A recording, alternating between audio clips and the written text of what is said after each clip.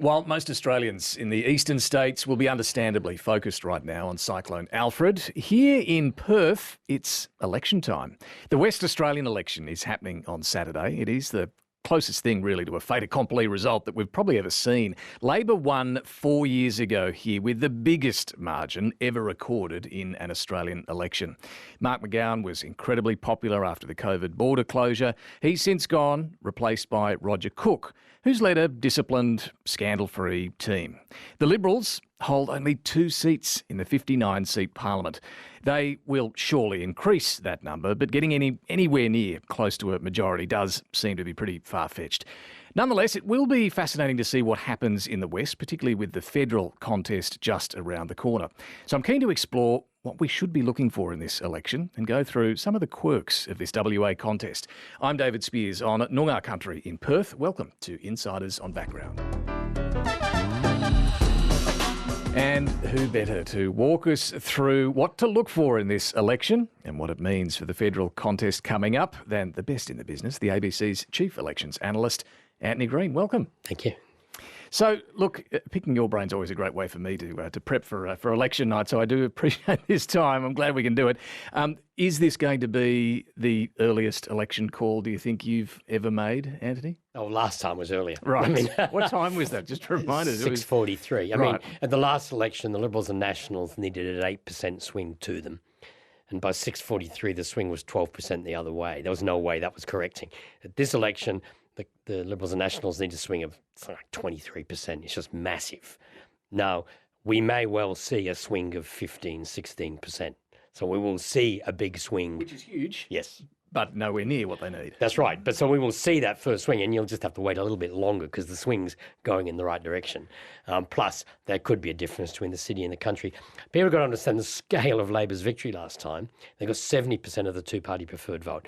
Of the 54 seats they go into this election with, half of them have margins above 25%, which is just enormous. It could be that in those seats we see quite massive swings, 15, 16, 20% in those seats. But Labor's not going to lose any of them.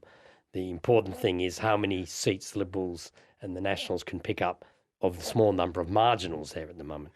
When you look at WA as a state, how do you sort of break down the parts of the state? You've kind of got north of the river in Perth, south of the river in Perth, and then the regions. Is that kind of the 3 blocks, if you will? There's not really a lot of difference between North and South Perth. Right. South Perth is stronger for Labor.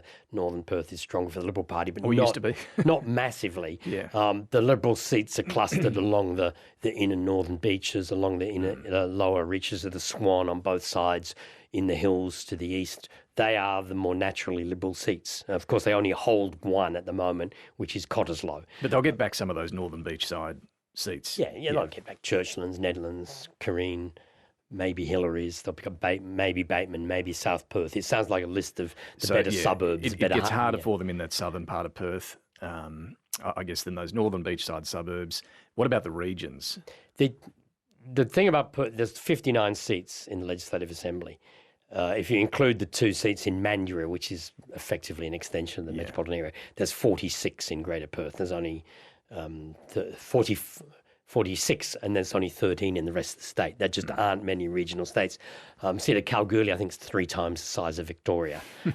These are massive electorates. You've got Kimberley, Pilbara, and Kalgoorlie cover over 1 million square kilometres, just 3 seats. Yeah, and look, a couple of things here. The Nationals, they have maintained, well, they won 3 seats at the last election. How are they likely to go, do you think?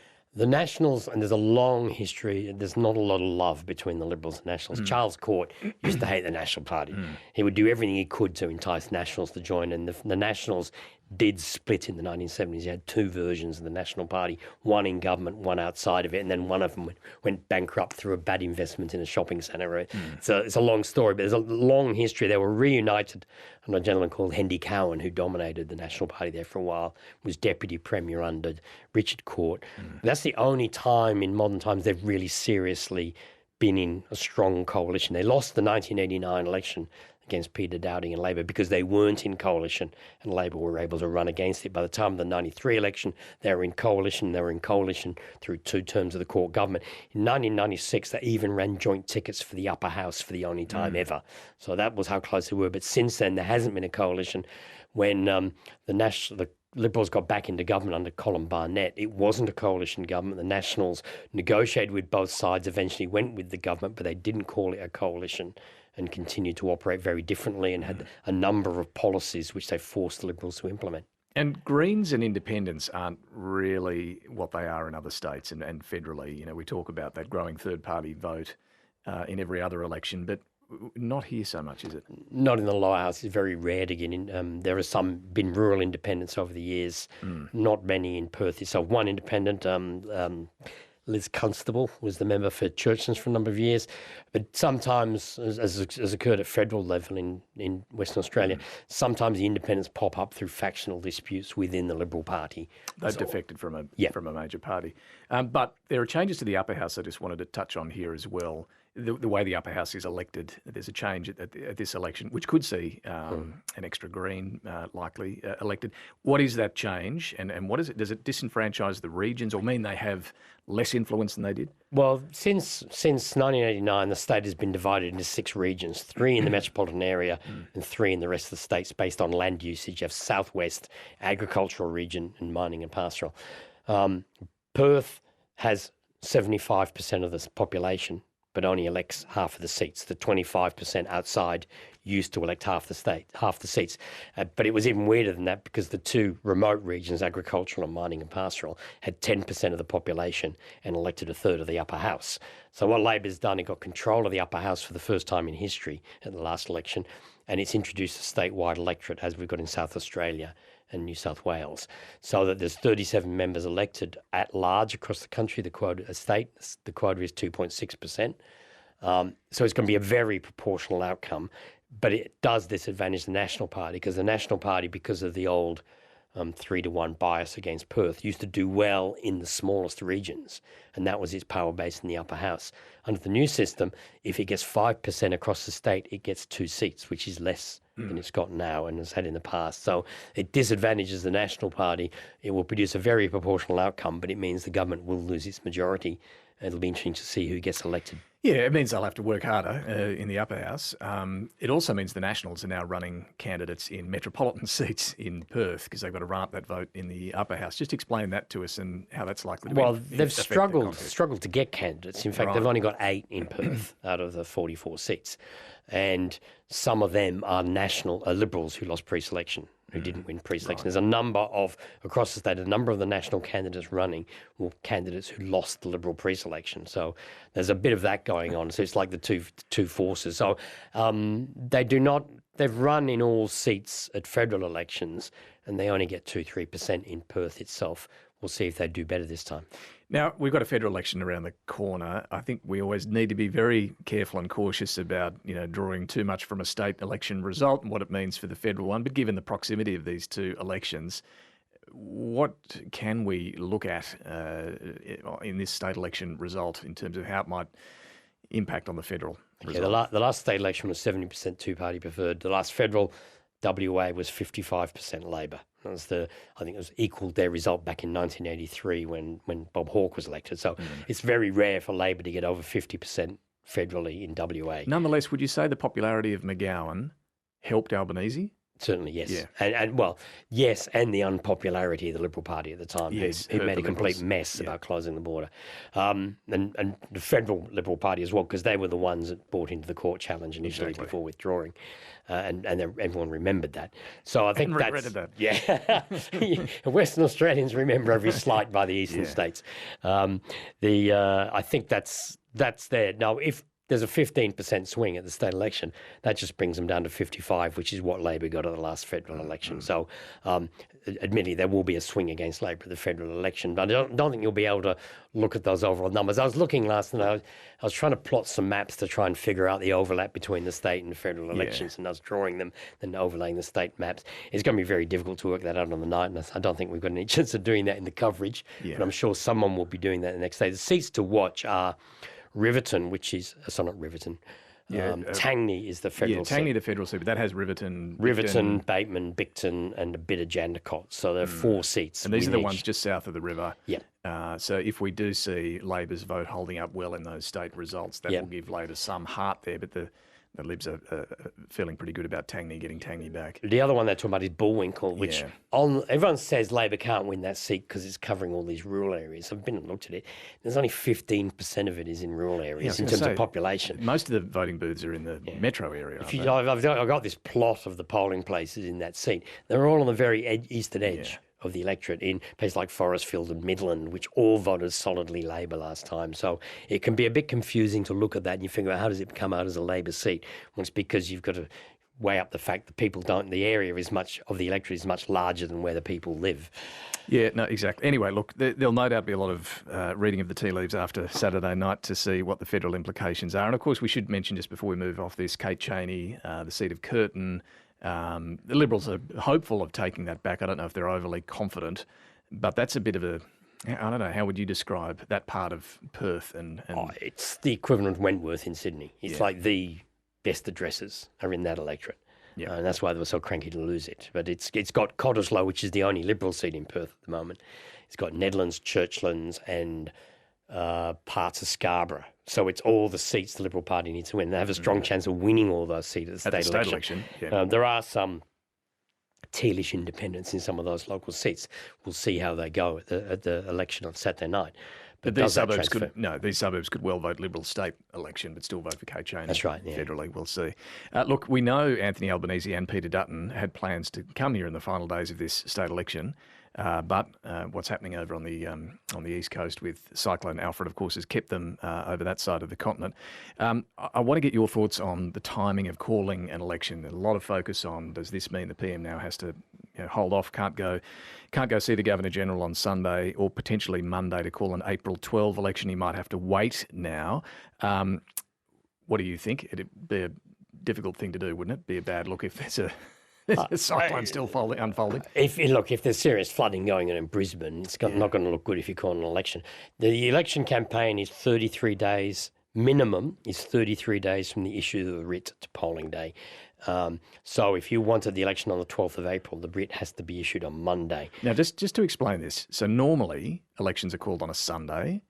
What then happens on the Monday? It's the signing of the writ. I mean, the calling of the election has no real implication in anything. The government is not in caretaker when it calls the election. It goes into caretaker mode when they issue the writ. And the writ is the process, is a legal document that says instructs returning officers in the Election Commission to conduct an election. And there's a set of dates set for the close of nominations and close of rolls. So that's the 33 days.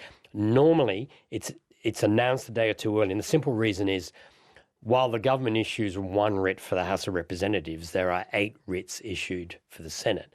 And the 6 state writs are issued by the state governors. They're not issued by the Governor General. See, I think this is interesting. We were talking about this before we sat down, and I think just to go through the mechanics of this, so say that again, the state governors need to issue the writs for the Senate, so they have to know what's coming. The governors have to act on instructions, and the governors act on the instructions of the State Executive Council. Which is the State Premier. State Premiers and Ministers. He probably won't be the Premier himself, but it will be at least 1 or 2 ministers in the meeting to say issue these writs and the documents are signed. So that has to be organised. So if you're going to record an election, you need to know where the state governors are. That's why we don't announce them on a Monday, because if you announce it on the Monday, you've got to get all the writs signed that day. So the idea that Anthony Albanese could call this on the Monday is still technically possible, but he would need to be confident that the state executive councils and state governors are all ready to roll on that day. It wouldn't take much for David Crisafulli to say, I'm trying to save the state from the floods and the Prime Minister's calling me to a meeting to issue writs for an election. Could he say no? Well, that would get into Joe Bjelke-Petersen territory. If it didn't happen that day, of course, the Senate election couldn't be on the 12th of April.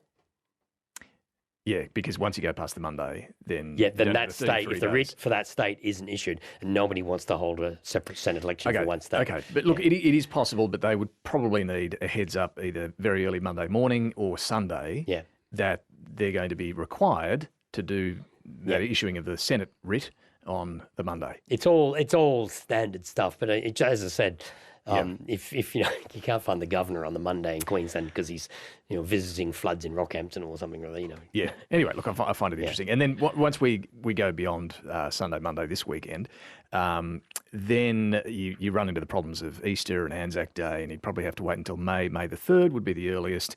Question mark there is, does he call a longer election, which would allow him to avoid having to hand down a budget, which he may not want to do on the 25th of March, or he hands down a budget and goes after that? Well, he'd have to have a slightly longer campaign because while I say 33 days is the minimum, that includes a series of things like how many days between the issue of the writ and the close of rolls, the issue of the writ and the close of nominations. If you've got public holidays in the way, then you have to issue the writ a day earlier to meet the minimum time period for those closures.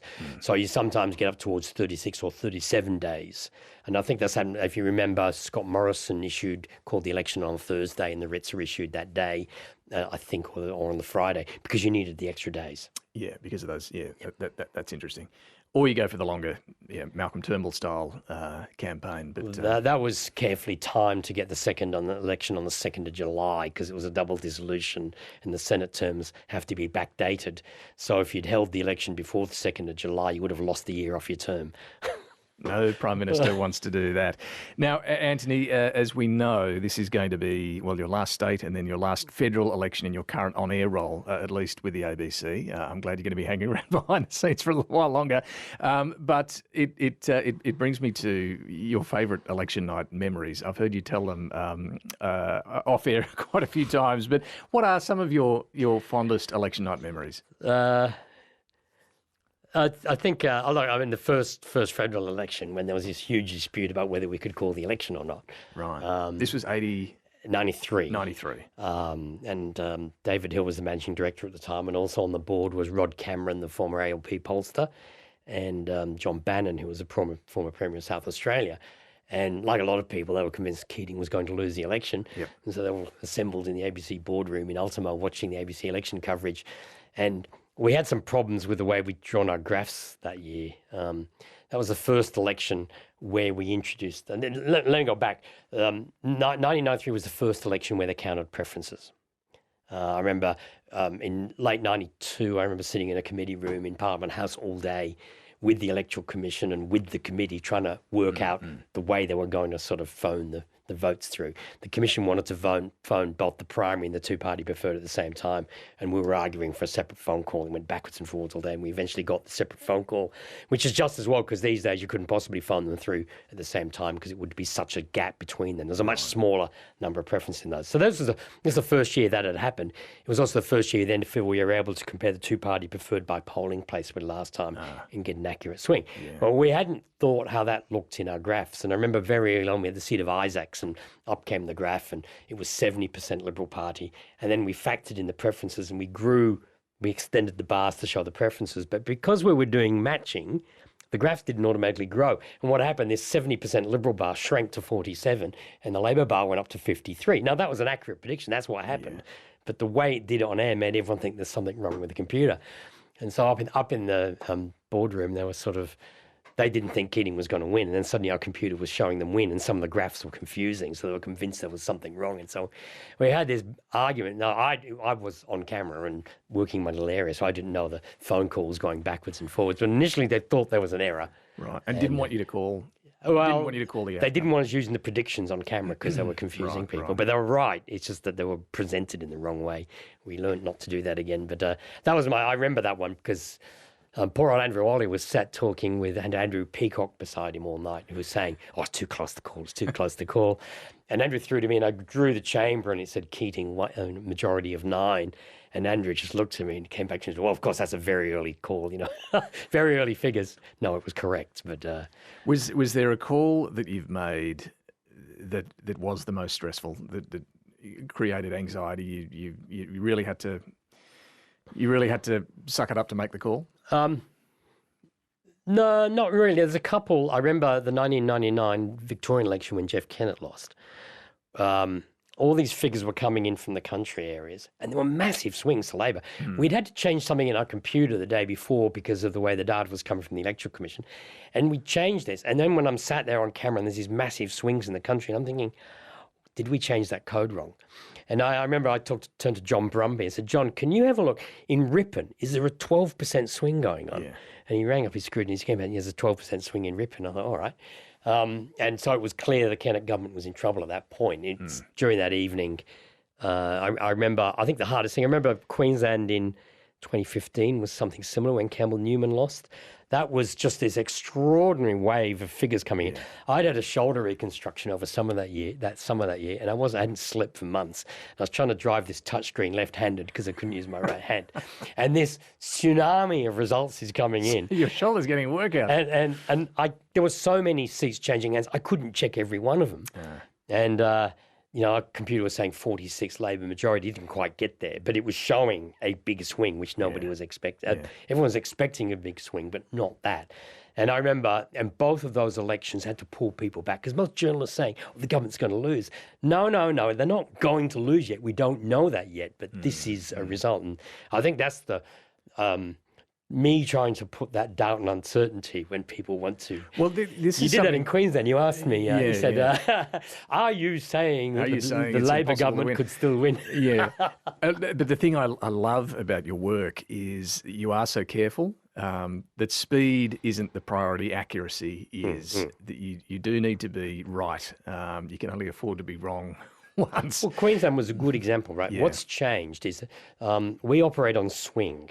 The two-party preferred by polling place is correlated with booth size. So early in the night, I get country figures and the Labor vote is low. And as the result goes through the night, the Labor vote rises. That's the normal pattern. But this idea that there's no correlation between swing and booth size is gone because we now have these massive pre-poll centres and they're coming late and they may behave differently. So as in Queensland, we have this swing. We could see the swing.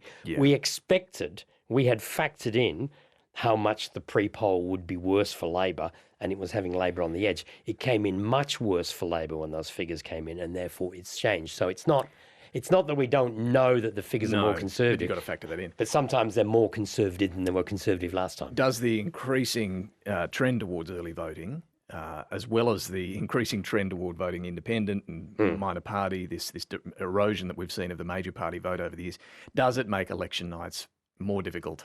It does. The pre-poll means you just have to wait. If you've got a close result, you can't call it because you don't know whether the pre-polls are going to be swinging differently than on the day. And people got to, it's a bit hard to explain this, but we're not operating on two-party preferred results in making prediction. We're operating on the change in two-party preferred. And if the pre-poll votes, the change is different than on the day, then our early predicted figure will change, which is what it didn't used to do before the pre-polls. The independents, yes, that makes it much more complex. Here in WA, we've got 2 seats, Geraldton and Kalgoorlie, where there's basically 4 candidates in the field.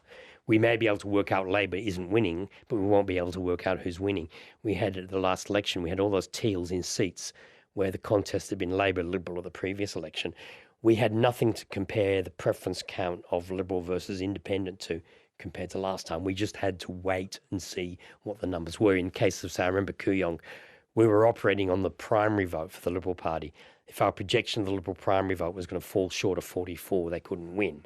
But we couldn't use the preference count in that comparison.